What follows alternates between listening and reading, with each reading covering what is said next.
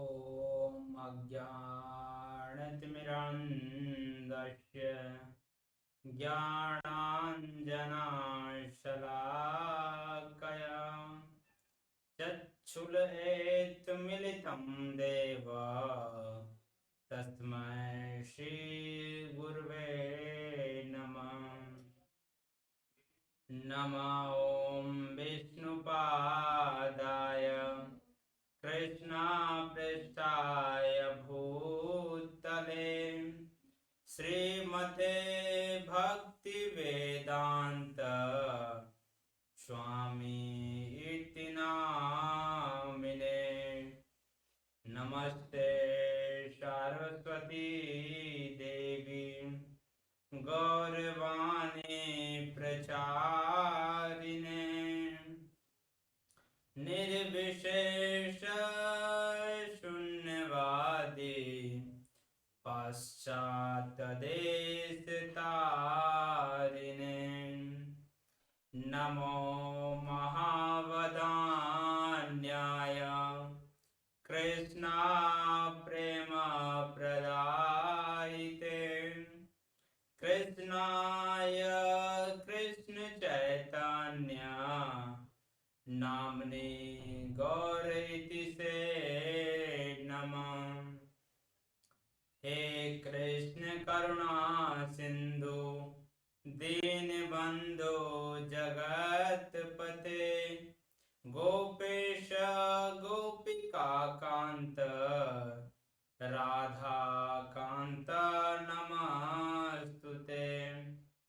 तप्त कांचन्य गौरांगी राधे वृंदावनेश्वरी वृषभानुसुते देवी प्रणमामि हरिप्रिये। जय श्री कृष्ण चैतन्य प्रभु नित्यानंद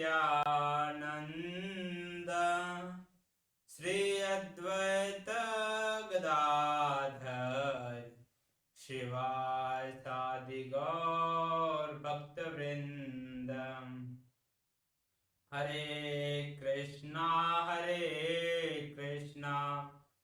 कृष्णा कृष्णा हरे हरे हरे राम राम राम हरे हरे। हरे कृष्णा। दंडवत प्रणाम। परम सौभाग्य है कि हम लोग भगवान की कृपा से इस घोर कलयुग में भी हम लोग भगवत कथा का श्रवण कर रहे हैं। जीवन वास्तव में जीवन का सबसे उत्तम लक्ष्य यही है कि किसी भी तरह से हमारा मन भगवान में लग जाए। हमको किसी भी तरह से संसार से वैराग्य और भगवान में अनुराग करने का प्रयास करना चाहिए, जो कि इतना आसान नहीं है। लेकिन आप साधन भक्ति और भगवान की कृपा वैष्णवों का आशीर्वाद से ये जो दुर्लभ चीज है सहज ही आसानी से प्राप्त हो सकते हैं। हम अपनी सामर्थ्य से ये नहीं हम कह सकते हैं हम अपने बल से या अपनी भक्ति के बल से या अपना पुरुषार्थ के बल से मैं इस चीज को अर्जित कर लूंगा कि जब मेरा इच्छा रहेगा तो मैं सब कुछ प्राप्त कर लूंगा। कतई नहीं संभव है। जब तक यहाँ तक हम लोग आज कथा में बैठे हुए हैं, हम लोग कथा सुन रहे हैं, कथा हम लोग के लिए इतना आसान हो चुका है कि यहाँ घर बैठे हो जो मतलब इस भागवत को श्रवण करने के लिए ऐसे ऐसे जो ऋषि मुनि हुए हैं, संत हुए हैं हमारे, पर बड़े बड़े राजा महाराज हैं जिनको कथा सुनने की आवश्यकता थी, जिनको भी लगा कि नहीं अब हमको भागवत के शरण में जाना चाहिए, तो भागवत सुनने का सबसे पहली क्वालिफिकेशन ये थी उनको पहले घर छोड़ना पड़ेगा। विदाउट घर छोड़े हुए भागवत श्रवण नहीं कर सकते हैं। अपने घर का जो रिलेशन है, रिश्ते नाते हैं, सब कुछ आपको छोड़कर सीधे वन में जाना पड़ेगा। वन में जाकर कोई आपके, अगर आप सामर्थ्य है, आपके अंदर भक्ति है, तो जैसा आपके अंदर डिजायर रहेगा तो उसके अनुसार आपको कथा सुनने का मिलेगा। अगर आप योग्य नहीं है तो ऐसा नहीं सबको छोड़ने से खाली आपको, हाँ ठीक है आप बोले हैं तो हम अपना घर परिवार सब कुछ छोड़ छाड़ के हम चले जाएंगे तो हमको कथा सुनने को मिल जाएगा। नहीं, उससे भी संभव नहीं है। जब आपके अंदर ललक होगा, ललुपता होगा, लालसा होगा, उसके बल पर कथा को श्रवण करने का मिलेगा। लेकिन हम लोग इतने भाग्यशाली हैं कि भगवान देखें कि कलयुगी जीव ऑलरेडी माया में इतना घिरा हुआ है, उसको क्या कर सकते हैं, उसको इस चीज को समझना बहुत ही मुश्किल है। समझ ही नहीं पाएगा माया क्या होता है, और माया में फंसे हुए हैं उसको ये भी तक पता नहीं चल पाएगा। और भगवान नाम का, भक्ति नाम का चीज तो उसको एहसास ही नहीं हो पाएगा, क्योंकि भगवान भक्ति, भजन भक्ति का भी जब तो आता है, एटलीस्ट उसको जब एहसास होता है कि हम यहाँ हैं और भौतिक जगत में दुख है, तब तो निकलने का प्रयास करेगा ना। अच्छा आप ही बताइए, कोई व्यक्ति दवाई कब खाएगा? जब उसको एटलीस्ट ऐसा पता चलेगा कि ठीक है हम रोगी हैं, हम रोग से ग्रसित हैं। जब रोग से ग्रसित अपने आप को मानेगा एटलीस्ट, तब तो डॉक्टर के पास जाएगा ना दवाई लेने के लिए। जो व्यक्ति मान ही नहीं रहा है, कार्य ही नहीं कर रहा है कि हम रोग ही हैं, ऑलरेडी रोग से पीड़ित हैं, लेकिन ये मानने के लिए तैयार नहीं है, क्या कर सकते हो? ठीक हो सकता है? कतई नहीं ठीक होता होगा। तो भगवान सोचे ये जो कलयुगी जीव है माया में ऑलरेडी इतना फंसा हुआ है, इतना फंसा हुआ है, इसको एहसास ही नहीं है कि हम माया में फंसे हुए हैं, माया हमको दंड दे रही है। जीव का यह हाल है। तो इसके लिए हम लोग के लिए भगवान सोचते हैं इस कलयुगी जीव को लिए कोई सहज उपाय बनाना पड़ेगा जिससे ये लोग भी मुक्त हो सके। सतयुग में मैंने विधान बना दिया कि जो तपस्या करेगा वो मैं धाम को प्राप्त करेगा, मेरे लोग को। त्रेता युग में मैं ये विधान बना दिया कि जो कोई यज्ञ करेगा तो मेरे धाम को आ जाएगा। द्वापर युग में मैं ये विधि बना दिया कि ठीक है कोई अगर विधि पूर्वक परिचर्या अगर मेरी पूजा कर देगा तो मेरे धाम को आ सकता है। लेकिन अब बचा कलयुगी जीव। कलयुगी जीव में यह होता है कि प्रायः अल्पायुष, प्रायः मंद सुमंद है। पहला नंबर है कि कलयुग वाले जीव जो हैं उनकी आयु कम है। दूसरा, अगर किन्हीं को आयु भी है तो आलस है, तो आलस भी अगर हटा दिया जाए तो उनका बुद्धि काम नहीं करता। क्या वास्तव में आप लोग को बुद्धि काम करता है? लोग खुद विचार करके देख लीजिए। आप 4 दिन पहले दोपहर में या फिर परसों दोपहर में आप कौन सी सब्जी खाए थे, या को ये भी सोचना पड़ेगा। परसों हम कौन सी सब्जी खाए थे, सोचना पड़ेगा। ये हम लोग का बुद्धि का भेजा है। भगवान सोचे भाई ये लोग कुछ भी नहीं कर पाएगा, तपस्या बोलेंगे करने के लिए तो 1 घंटा धूप में तो खड़ा रह ही नहीं सकता है, तो तपस्या तो भूल ही जाओ, तपस्या इससे संभव नहीं है। तो कौन सोचते तब तपस्या नहीं हो पाएगा तो फिर करे क्या? तो यज्ञ करे हो भाई, बोलते 1 मिनट 5 मिनट तो धुआं यज्ञ कौन के पास रहेगा नहीं। पहले नंबर तो यज्ञ करने के लिए इसके पास उतना धन ही नहीं रहेगा, पहले तो भिखारी है। और मानी धन एकत्रित कर भी लिया, यज्ञ में बैठेगा कितना देर यज्ञ कर पाएगा? पहले ऋषि मुनि हजार हजार वर्ष तक यही करते रहते थे। तो 5 मिनट बैठता जमीन पर सही से, 5 मिनट बैठने के सामर्थ्य नहीं है, इससे भी इसका उद्धार नहीं होगा। तब बोले भाई ठीक है भाई, परिचर्या माते भाई, विधि पूर्वक परिचर्या। तो ये भी कलयुगी जीव नहीं कर पाएंगे, क्यों? विधि पता नहीं है। पता कैसे नहीं? तो शास्त्र पढ़े नहीं है। भक्ति जो करे, भगवान की पूजा करने के लिए नारद मुनि एक किताबें लिख दिए हैं, जिसे नारद पंचरात्र तक कहा जाता है, जो भगवान की किस तरह से सेवा पूजा करना चाहिए उसमें सारा विधि बताया गया। तो भगवान बोले कलयुगी जीव ये भी नहीं कर पाएगा। तब बोले भाई ये भी नहीं कर पाएगा, तो करेगा क्या? ये सब में जिसका इतना हरि बोल है, ये चाहकर भी नहीं कर पाएगा। लेकिन इसको अगर छोड़ देंगे तो आप अधोगति की ओर में फंस जाएगा। इसका उद्धार कैसे करेंगे? भगवान सोचने लगते हैं। तब भगवान कहते हैं ठीक है, हम एक उपाय बताते हैं। आते हैं भगवान, चलो भाई एक सिंपल उपाय बताते हैं, जो आज तक कभी ये फॉर्मूला हम यूज नहीं किए थे। हम ये कृपा बताते हैं कि अगर कोई भी व्यक्ति मेरा नाम ले लेगा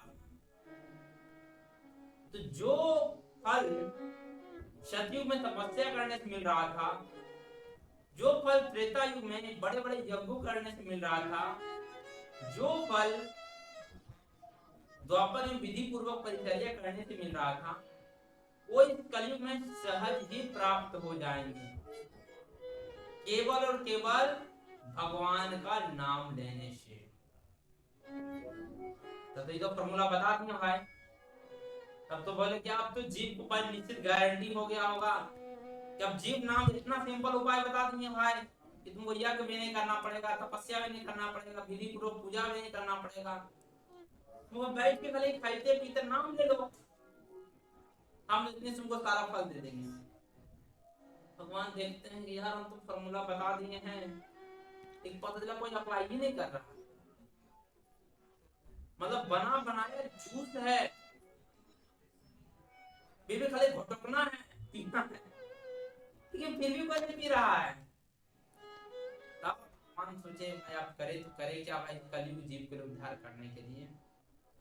तब भगवान बोले ठीक है, अब स्वयं हमको जाना पड़ेगा, हम खुद जाएंगे और खुद हम करेंगे नाम संकीर्तन और सभी जीवों को प्रेरित करेंगे। तो शायद मेरे को देखकर सब लोग इंस्पायर होके हरिनाम संकीर्तन करें। इसीलिए चैतन्य महाप्रभु के रूप में स्वयं साक्षात भगवान ब्रजेंद्र नंदन श्याम सुंदर कृष्ण चैतन्य महाप्रभु के रूप में प्रकट हुए।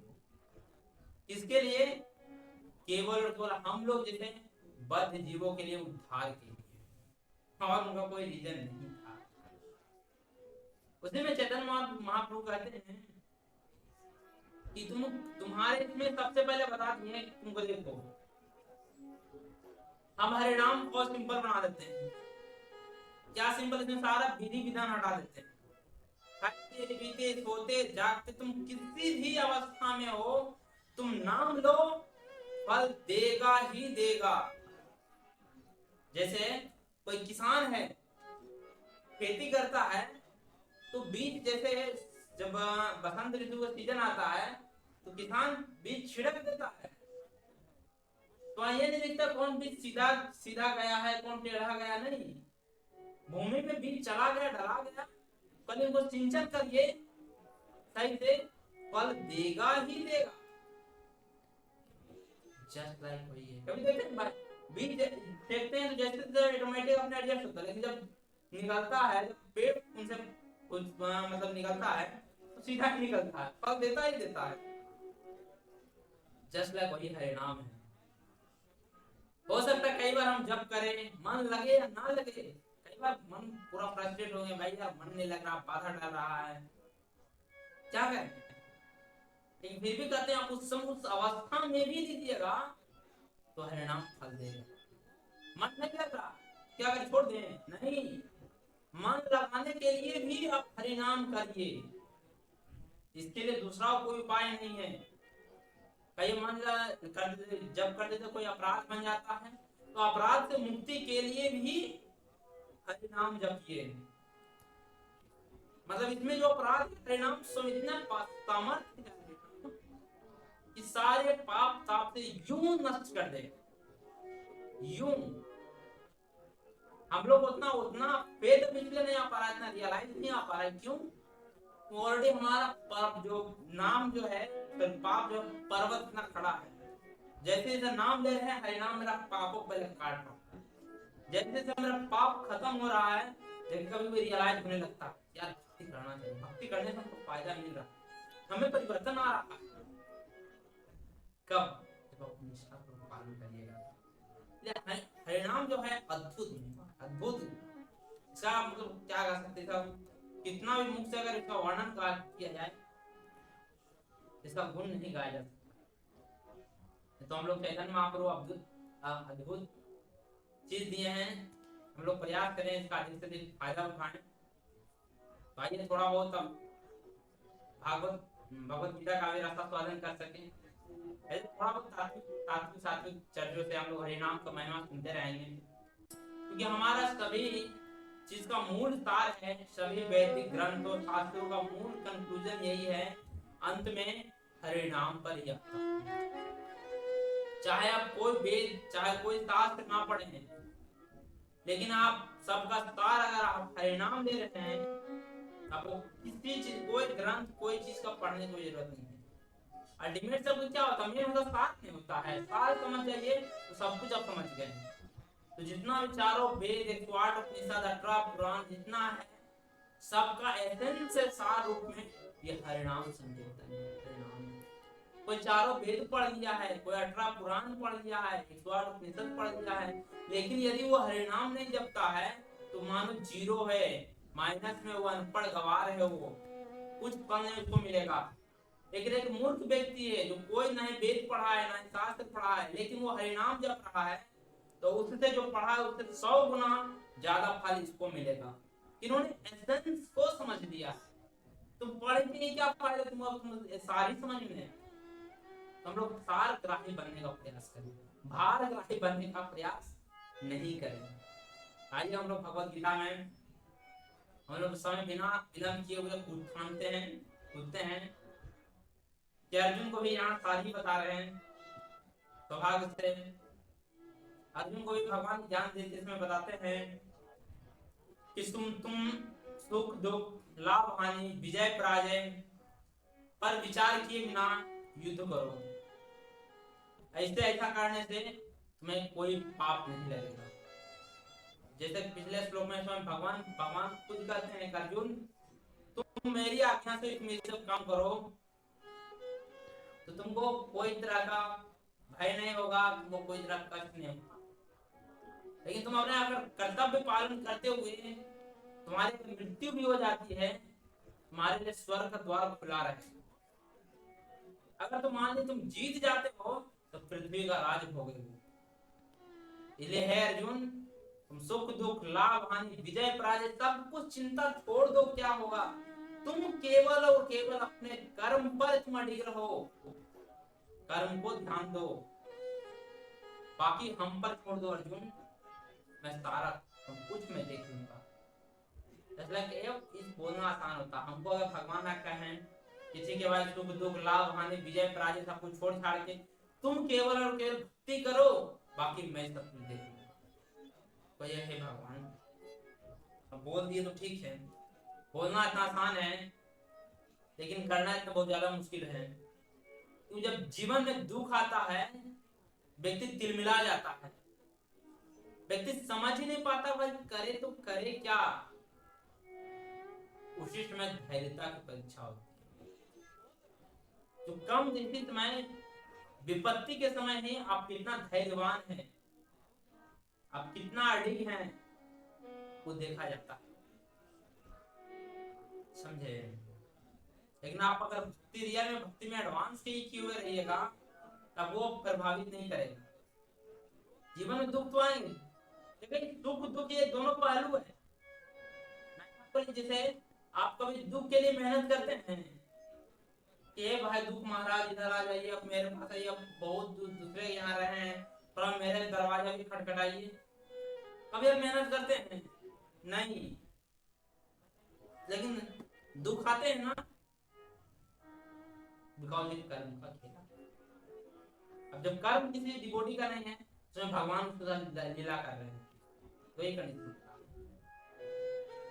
समझे। उसी जिस प्रकार आप दुख को आकांक्षा नहीं करते हैं फिर भी आपके जीवन में दुख आता है, उसी प्रकार आप सुख की आकांक्षा नहीं करिए, बाय डिफॉल्ट बिना बुलाए आपके घर सुख आएगा। हम लोग ये है ना कि हम सिर्फ दुख सॉरी सुख ही सुख खोजते हैं, तो हमको बाय डिफॉल्ट दुख खड़ा मिलता है। ऐसा खाली आप जीने खोजिए तो ऐसा नहीं हुआ, दिन के बाद बाय डिफॉल्ट रात्रि आएगी, और रात्रि को निश्चित ही दिन आएगा ही आएगा, प्रकृति का नियम है। जैसे भगवान बता रहे हैं, देखो तुम ये सब चिंता मत करो, सुख दुख लाभ हानि विजय पराजय होता रहेगा, तुम केवल और केवल अपने कर्तव्य को पालन करो। जस्ट लाइक यहाँ हम लोग के लिए सबसे बड़ा लेसन ये है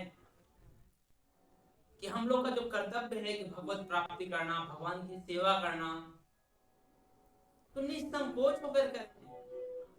उसमें कभी सुख दुख, कभी सुख आ जाए, कभी दुख आ जाए, कभी लाभ, कभी हानि, कभी विजय, कभी पराजय, इस सबसे हताश होने की जरूरत नहीं है कि नहीं आज भक्ति कर रहे थे तो अचानक हमारे जीवन में दुर्घटना घट गया, चलो भक्ति छोड़ दो, माला रख दो, भगवान नाम का कोई चीजें नहीं है।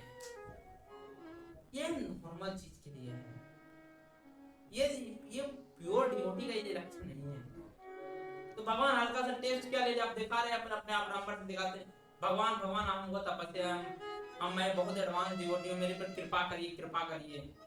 हमने तो वो सच में तुमको एहसास हो गया तुम बहुत महान डिवोटी हो, हाँ हमको एहसास हो गया, चलो भाई एक बार टेस्ट लेते हैं। एक छोटा परीक्षा क्या लेते हैं, व्यक्ति हताश होगा तो भक्ति से भाग जाता है। वही बताते हैं, अपने जो कर्तव्य आपने ठान लिया है, मेरे को भक्ति करना है, मेरे को मार्ग से ठानी नहीं कि माला करना सुबह उठ के, चाहे क्या कहते हैं बारिश पड़े या फिर ठंड रहे, जो संकल्प ले लिए हमको सुबह उठ के ये करना है तो करना है, चाहे प्राण ही क्यों नहीं चले जाए। ये जब दृढ़ता आ जाए ना, भगवान बिक जाएंगे उसी समय। ये भक्त केवल को मेरा भक्ति कर सकता है, यही अर्जुन को समझा रहे कि भाई दृढ़ पूर्वक पालन करो, इसके लिए तुम चिंता मत, तुम अपने कर्तव्य को पालन करो, बस बाकी हम पर छोड़ दो। जैसे अर्जुन ने कर्तव्य आगे तक देखते हैं, अर्जुन कर्तव्य का पालन करते हैं, सब कुछ कृष्ण पर छोड़ देते हैं, तो पूरा महाभारत गवाह है कि सारे योद्धा जो थे सबको कोई न कोई अस्त्र लगा था, शस्त्र बाण लगा था, लेकिन अर्जुन एक ऐसा योद्धा था जिसको कोई एक बाण तक मार नहीं पाया था। गंगा पुत्र भीष्म भी मारे थे तो बस उनको खाली अर्जुन को डिफेंस करने में पसीना आ रहा था, अर्जुन को एक बाण तक स्पर्श नहीं किया था। कब? जब अर्जुन ये काम किया था। अगर हम लोग भी अगर एक काम अर्जुन ने जो काम किया है वो काम करें तो निश्चित ही हम माया रूपी जो बाण है हम में कभी स्पर्श नहीं करेंगे। समझे? आइए प्रपात को तात्पर्य में क्या समझाते हैं, हम लोग थोड़ा समझने का प्रयास करते हैं। भगवान कहते हैं कि अर्जुन को युद्ध के लिए युद्ध करना चाहिए, क्योंकि ये उनकी इच्छा है। कृष्ण भावनामृत के कार्यों में सुख दुख लाभ हानि जय पराजय को कोई महत्व नहीं दिया जाता। दिव्य चेतना तो यही होगी कि हर कार्य कृष्ण से नियमित किया जाए, अतः भौतिक कार्यों का कोई बंधन नहीं होता। जो कोई सत्वगुणी रजोगुणी के अधीन होकर अपनी इंद्र तृप्ति के लिए कर्म करता है उसे अच्छे या बुरे फल की प्राप्ति होती है, लेकिन जो कृष्ण भावनामृत के कार्यों में अपने आप को समर्पित कर देता है वह सामान्य कर्म करने वाला किसी कृतज्ञ या ऋणी नहीं होता है। तो हमेशा भागवत में कहा गया है। यहाँ तक कि इसके माध्यम से प्रभुपाद जी बहुत क्लियर करती है, जिसमें जो बताया सेम वही बात प्रभुपाद जी क्लियर किए हैं। क्या जो खास करके जो भक्ति में है उनके लिए लाभ हानि जय पराजय उनके लिए सब समान है, इससे ऊपर हमेशा उठे हुए हैं। लेकिन जो भौतिकवादी लोग होते हैं, जो माया में रचे पचे रहते हैं, वो जिसके अगर अच्छा करेंगे तो उनके साथ में फल भी अच्छा ही मिलता है ना। आज अच्छा किया दूसरा अच्छा होगा, और वो जब गलत किया दूसरा गलत ही होगा। निश्चित वो कोई नहीं डाल सकता है। वो तो कई बार हमारे जीवन में हो सकता है कि हम भक्ति में हैं, हमारे जीवन में गलत हो रहा है, इसमें भगवान की इच्छा हो रहा है। भगवान के हाथ, भगवान के आज्ञा के विरुद्ध किसी का सामर्थ्य नहीं है हमारे जीवन में दुख दे सके। नहीं, हमारा कर्म भी आता है, पहले भगवान से संकल्प कराता है कि भगवान हम इसके पास जा रहे हैं, भुगतने के जा रहे हैं, आप क्या करते हैं। तो भगवान कहते हैं देखो तुम इतना बड़ा कर्म का ढेला लिखाया है, तुम एक्चुअली मेरे भक्त के पास जा रहे हो, तुम इतना बड़ा कर्म का ढेला छोटा करो, इतनी को ले जाओ मेरे भक्त के पास। उसमें तो मानना पड़ता है कर्म का ढेला इतना बड़ा है तो उसको इतनी को लेकर आना पड़ता है कर्म। जैसे आपको जैसे एग्जांपल दिए थे ना वृंदावन के एक संत के साथ कि 24 साल का उनको फल भुगतना था, लेकिन कितने दिन भुगते? 12 घंटा में। ये भगवान का रीज होता है। वही बताते हैं कि जो कृष्ण भावना मृत होते हैं उनको इस सब पर एहसास नहीं होता, लेकिन जो भौतिक बात होते हैं उनको अपने इंद्र तृप्ति के लिए जो कर्म करते हैं, यहाँ कर्म को बहुत जोर दिया गया है। तो जस्ट अगला अध्याय है कर्म योगी है। भगवान बहुत लोग जब कहते हैं, मिथ्यावादी जो लोग होते हैं कर्म करो भगवान ने कहा है कर्म करो, तब मुझे भगवान ने गीता का एक अध्याय ही दिए हैं कर्म योग। कर्म करो, लेकिन कर्म कैसे करो? कर्म करने के विधि स्वयं भगवान बताते हैं। इसलिए सब मानव समाज को गीता पढ़ने की जरूरत है। वो ज्यादा ध्यान करें, गीता के अध्याय में भगवान बताए ध्यान कैसे करना हम बताते हैं। लो भाई, वास्तव में ध्यान करने के लिए सीखना है तो गीता पढ़ना चाहिए। कर्म करने के लिए सीखना है, अंधा धुनी अपने मन से कोई काम कर दे तो हो जाएगा। कर्म करने के लिए सीखना है तो भी आप इसका श्रवण करिए, आप गीता का श्रवण करिए। जब तक गीता का श्रवण नहीं करते हैं तब तक आप कर्म का हिसाब को नहीं आप समझ सकते। समझे? इस प्रकार हम लोग प्रयास करें, जो हम लोग को रास्ता बताए हैं उस रास्ता के अनुगत चलें। लेकिन जो कोई बच्चे इस प्रकार जब कोई कर्म करता है भगवान को लेकर तो कभी ऋणी किसी का नहीं होता है। हम लोग वास्तव में हम ऋण में बंधे हुए हैं, देवताओं के ऋण में बने हुए हैं, पितरों के ऋण में बने हुए हैं, अपने आचार्यों के ऋण में बंधे हुए हैं। कई लोग कहते हैं व्यक्ति मुक्त है, कहाँ मुक्त है? सूर्य तुमको प्रकाश दे रहा है, वायु तुमको हवा दे रहे हैं, तुमका ऋण दे रहा है कि तो फ्री में तुम्हारा नौकर थोड़ी दे रहा है। सबका ऋण अगर नहीं चुकाओगे महाअपराध लगेगा। आचार्यों का ऋण तुम्हारे ऋषि मुनि थे, उन लोग का ऋण हमारे ऊपर, उन्हें हमें अपना गोत्र प्रदान किया, पहचान प्रदान किया। हमारे पितरों का ऋण है तो हमारे वंश को स्थापित किए हैं। अगर आप इन सब का ऋण नहीं चुकाते हो तो सबसे बड़ा कृतज्ञ माने जाओगे। इसलिए तो कहा ऋण दिया एक समय के लिए आप पापी बनना या अपराधी बनना स्वीकार है, पर ऋणी बनना क्या कहते हैं स्वीकारनीय नहीं। समझे? ये प्रयास करें कि ऋणी ना बने। आगे प्रपाजी फिर बताते हैं तात्पर्य में कि जिनसे अन्य समाज कार्यों को त्याग करके श्री कृष्ण का शरण ग्रहण कर लिए हैं, वह ना तो किसी ऋण में या ना किसी का कृतज्ञ, चाहे वो देवता, साधु या फिर सामान्य जन अथवा परिवार या फिर मानव जाति या तथा उनके पितर क्यों ना हो। इस श्लोक में कृष्ण मैं अर्जुन को अप्रत्यक्ष रूप से इसी का संकेत क्या है, इसकी व्याख्या अगले में आगे विशेष रूप से बताया गया है। जैसे कि आप लोग को हम बताएंगे ना कि कोई भी व्यक्ति अगर भगवान का शरण ग्रहण कर लिया है तो किसी का मतलब 5 प्रकार के ऋण होते हैं, तो किसी भी ऋण में नहीं फंसेगा। ना उस पर देवता का ऋण नहीं लागू होगा, ना साधु संतों का ऋण लागू होगा, ना कोई सामान्य जन समाज में जन होते हैं उसका भी ऋण उस पर लागू नहीं होगा, परिवार होते हैं उसका भी ऋण लागू नहीं होगा, या उसके पितर जो कहते हैं उनका भी ऋण उस पर लागू नहीं होगा। चुकाने कोई जरूरत नहीं है, क्योंकि वो भक्ति जब करता है तो सब लोग बाय डिफॉल्ट प्रसन्न हो जाते हैं, सबको बाय डिफॉल्ट आनंद मिल जाता है। अब जब यहाँ पे भक्ति कर रहे हैं तो बाय डिफॉल्ट सबको आनंद जब मिलने लग जाए तो लोग कौन ऋण की प्रतीक्षा करेंगे? कहेंगे भाई हमको भाई मेरा खर्चा नहीं चुकता करो, ऑलरेडी करिएगा भाई, इतना ऑलरेडी तो दे चुके रहते हैं हम भक्ति करके, उनको प्रदान कर किए हुए रहते हैं, किरदार किए हुए रहते हैं, खुद तो कहते हैं मतलब जहां भी रहते हैं आनंद गर्व फील करते हैं कि मेरा कोई और नहीं, मेरा वंशज, ये पूर्वज हमारा कुल का उद्धार करते हैं।